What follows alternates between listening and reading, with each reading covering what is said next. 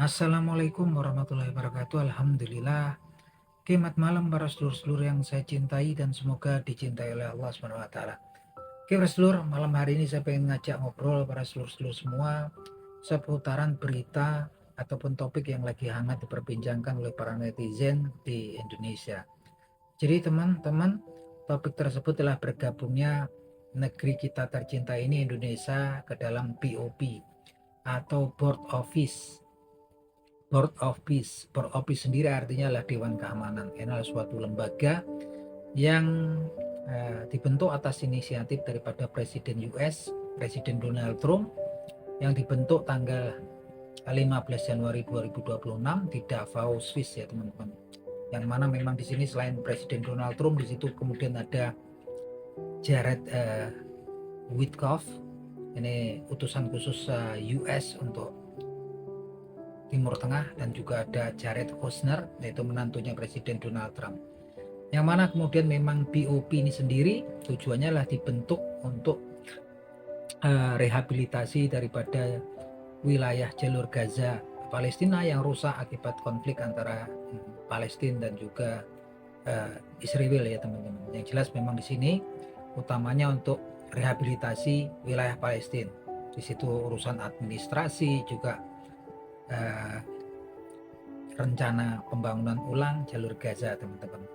Yang jelas teman-teman, kedepannya kalau kita lihat BOP ini sebetulnya juga walaupun sekarang cuman lembaga perdamaian yang fokusnya untuk rehabilitasi Palestina, tapi kita juga, kalau saya sendiri, pendapat saya sendiri, ini suatu langkah strategis, langkah kuat daripada US yang memang sepertinya ingin membentuk lembaga tandingan ke depannya gitu kan, dengan UN atau United Nations atau PBB. Karena kenapa teman-teman?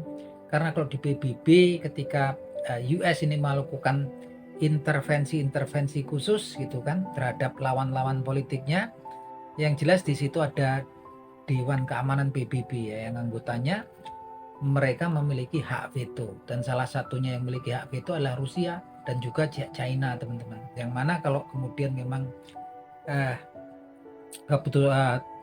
usulan-usulan US untuk kemudian melakukan rencana-rencana tertentu terhadap negeri-negeri yang dianggap sebagai lawannya tentunya ya, pastinya kalau di veto gagal lah gitu kan. Karena hak veto ini ketika salah satu negara yang memiliki hak veto memveto, walaupun semua anggota PBB setuju, gagal semua itu resolusinya. Nah teman-teman, sepertinya kalau saya lihat BOP ini sendiri sebagai upaya US kemudian untuk kemudian lepas pengaruhnya dari, bisa lebih bebas lagi daripada kemudian kalau kemudian gabung dari PBB ya. Ketika dengan PBB dia kan memang kemudian ada ya, hambatannya di situ adalah ada yang punya hak veto yang selalu oposan dengan US. Di situ ada China dan Rusia.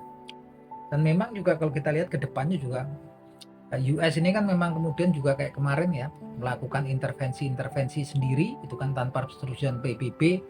Nah, intervensi ke Venezuela, kemudian ke Kuba segala macam. Di sini memang lebih bebas ya teman-teman US ya, daripada ketika kemudian dia memang harus melewati tahapan-tahapan untuk mendapatkan resolusi daripada Dewan Keamanan PBB.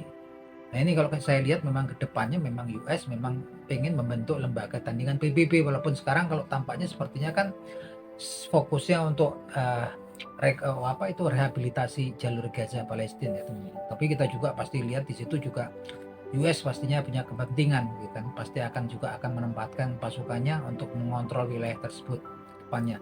Yang jelas kalau kemudian banyak netizen bertanya kenapa kemudian presiden kita Prabowo kemudian bergabung dengan BOP, ini kalau saya lihat juga susah juga yang jelasinya ya teman-teman. Tapi saya lihat ini juga langkah yang memang sangat penting diambil oleh Presiden Prabowo Subianto, karena faktanya sekarang ini memang kemudian US, kalau kita lihat kemarin intervensi ke Venezuela, intervensi ini Kuba juga di Kuba kemudian juga kena isolasi gitu kan. Memang US suka nggak suka dia punya kekuatan ya. Kalau kita lihat terakhir Iran juga melonggar kan sama US, nawarin kontrak-kontrak untuk eksplorasi minyak di tempatnya di Iran juga kan. Kemudian untuk pengolahan rare earth mineral gitu kan, dan juga rencana pembelian pesawat US oleh pihak Iran, pesawat angkut ya teman-teman. Yang jelas kan memang namanya politik tuh memang harus deal-deal ya teman-teman, dan ini memang saya lihat sebagai langkah kuat daripada Presiden Prabowo Subianto. Karena memang kalau kemudian kenyataannya negeri kita ini diganggu, ya rentan sekali, kita itu semua impor ya teman-teman. Mau beras, bawang putih, bawang merah, bahkan minyak pun kita juga impor gitu kan.